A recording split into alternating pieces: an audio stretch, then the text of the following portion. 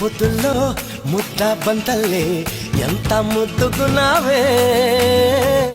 అసలు మీకు ఆ చొరవ ఏంటి తెలియకడుగుతున్నా, ఒంటిగా ఉండనివేంటి ఒక్క నిమిషమైనా. కస్తూరిలా మారి నీ నుదుటనే చెరి కడదాగా కలిసుండనా, కన్నీరులా మారి నీ చంపపై జారి కలతల్ని కరిగించనా.